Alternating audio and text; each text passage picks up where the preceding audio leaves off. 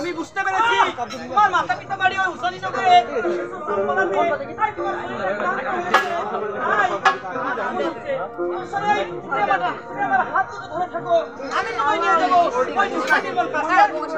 আমার হাত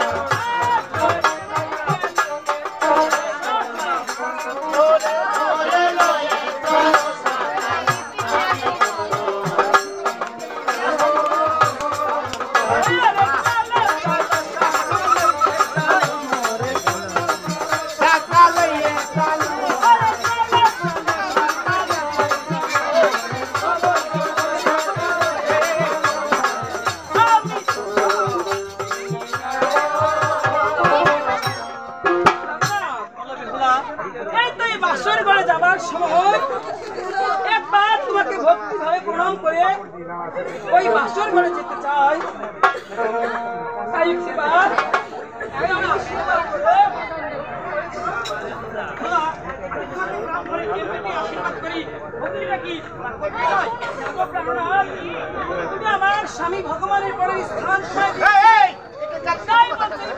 যাবার সময় একবার তোমার চরণে ভক্তি ভাবে প্রণাম দিয়ে ওই বাসর ঘরে চলে যায়।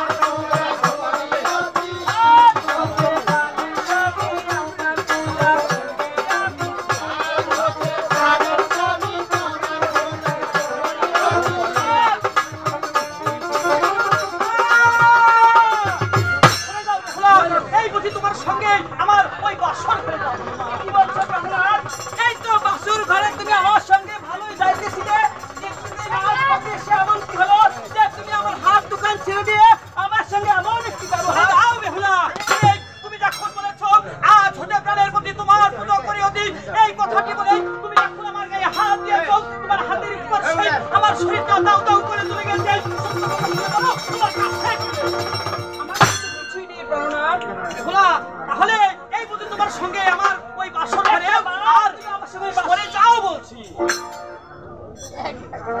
চলো না প্রাণনাথ। সরে সাগর রে আমাকে ছেড়ে দাও।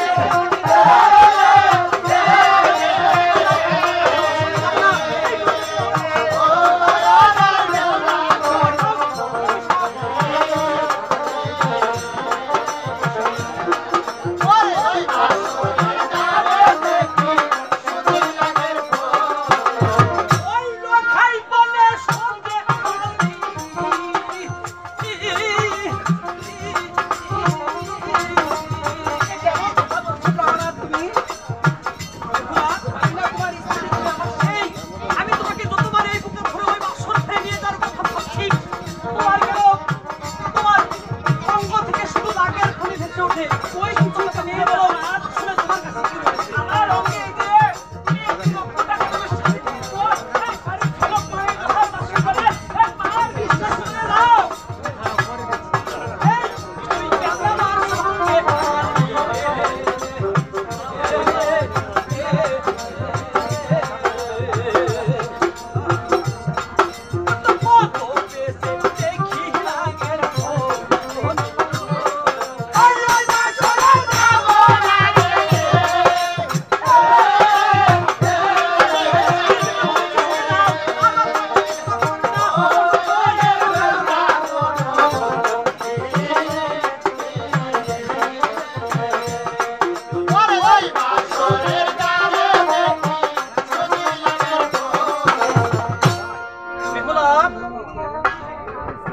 আমি তোমাকে একটা কথা জিজ্ঞাসা করবো, তুমি বলবে?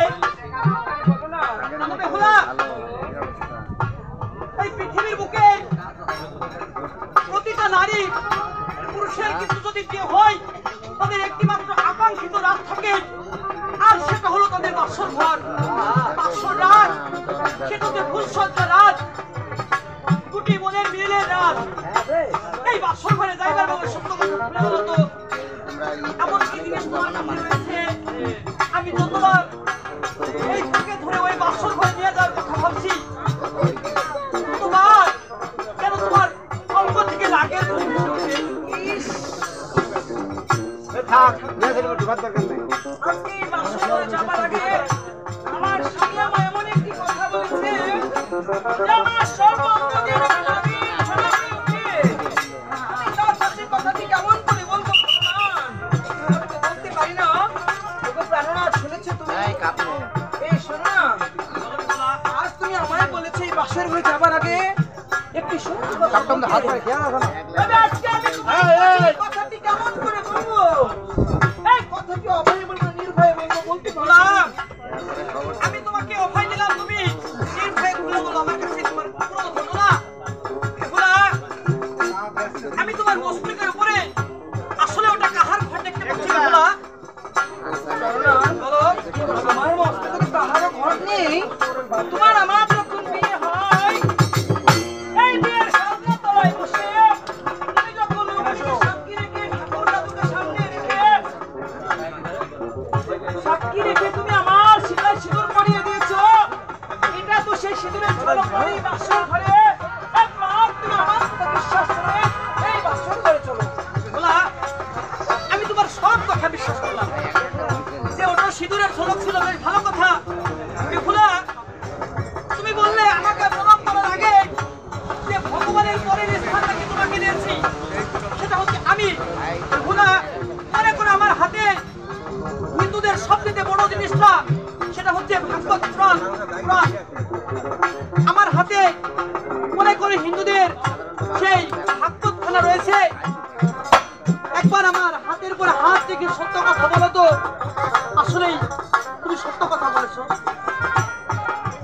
যাও, আমার হাতে হাত রেখে বলো যে আসলে তোমার কাছে কিচ্ছু নেই। যাও, আরে সত্য কথা বলতে তো কখনো মানুষের হাত কাঁপে না। একটিবার আমার হাতে রেখে বলো আসলে তোমার কাছে কিছু নেই।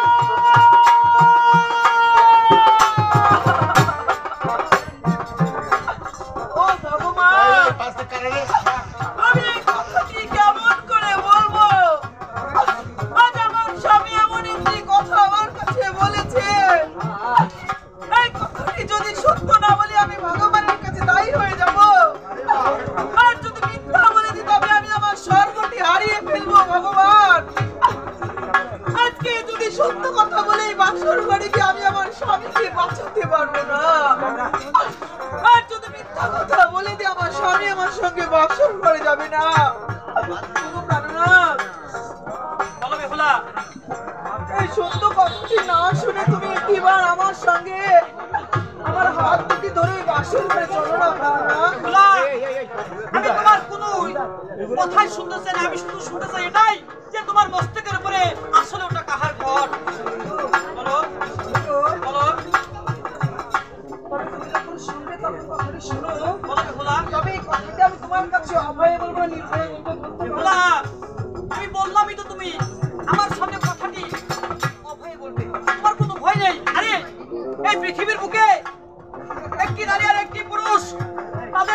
বিয়ে হয় তাদের সম্পর্কটুকু টিকে থাকে তাদের বিশ্বাসের উপরে।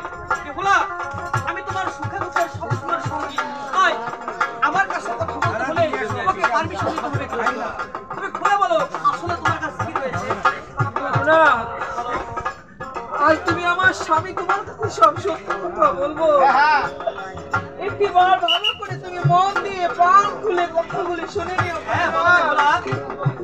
এই বাসর ঘরে আমি আমার মস্তিষ্কে কি রেখেছি, কার ভালোর জন্য রেখেছি, না একবার ভালো করে শোনো তুমি। তুমি বলো বেহুলা। বলতে পারো না? বলো। এই তো এক দিবসে গিয়েছিলাম স্বামী ওই যমুনার জলে চান করতে। সেখানে যে কি হয়েছিল বেহুলা? চান করতে গিয়ে না, হ্যাঁ এই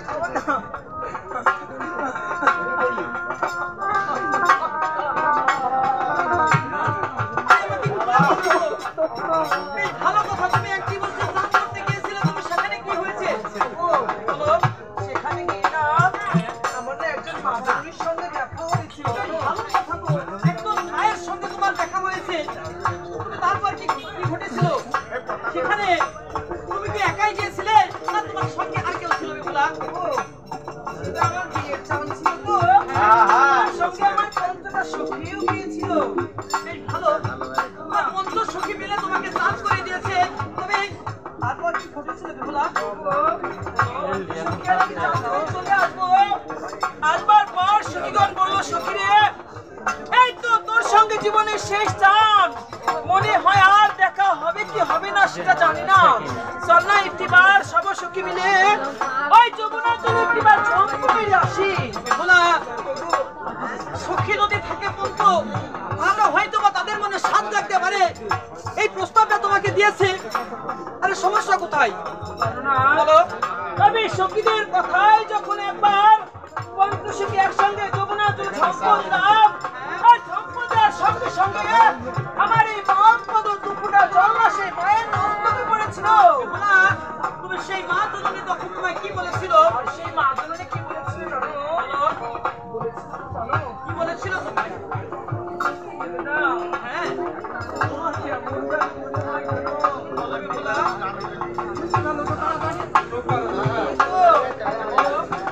এই তো মা জননী বলেছিল, বেহুলা, আজ হতে তোর কত জল যখন আমার মস্তকে দিলি, ওই তো বাসর ঘরে গিয়ে আজ তোর সামান্য ভুলের জন্য আজ তুই তোর পত্নী হারিয়ে ফেললি।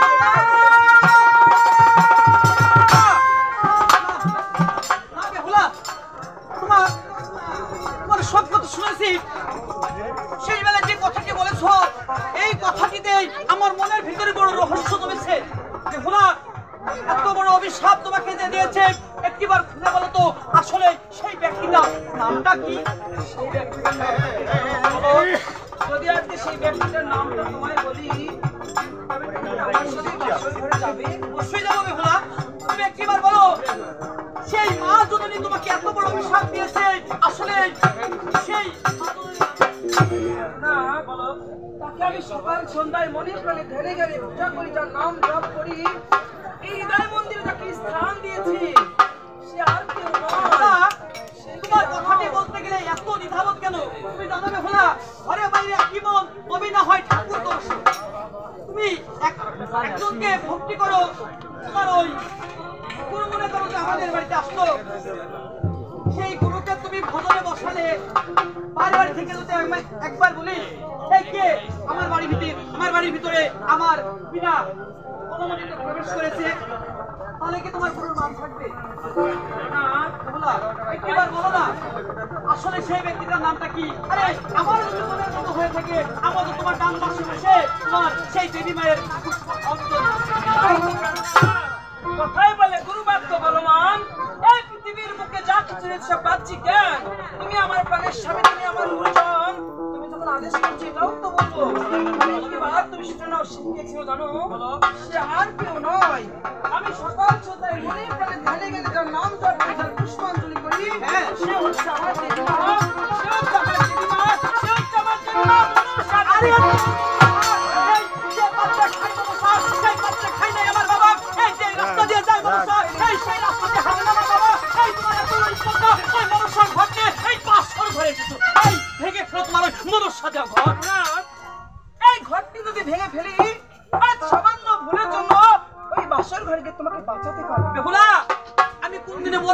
কোনদিনে মরবো না, সেই কথাটি হয়তো বা তুমি আমার থেকে বেশি জানো। আমি তোমাকে বলছি, ওই ঘরটি ভেঙে দাও।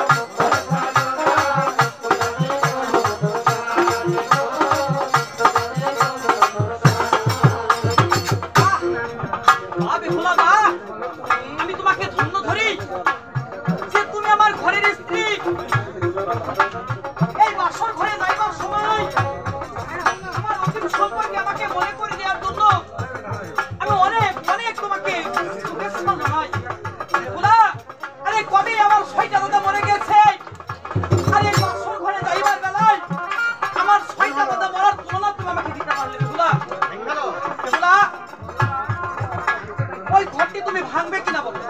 এই ঘরটি যদি ভাঙি ওই বাসুটা জানি আপনাকে বাঁচাতে পারবে বেহুলা, তবে তোমার শুনে রাখো, আমি অতি চন্দ্র সুখে করেছি আমার বাবা ঠাকুর একবার যদি একটা কথা বলে থাকে হ্যাঁ, সেটা হ্যাঁ থেকে যায়, আর একবার যদি বলে না, সেটা না থেকে যায়। বাবা। তবে তুমি যদি না ভাঙতে পারো, আমার পিতা ঠাকুরের হস্তে লাঠি দিয়ে এই মেরে ভেঙে দিব।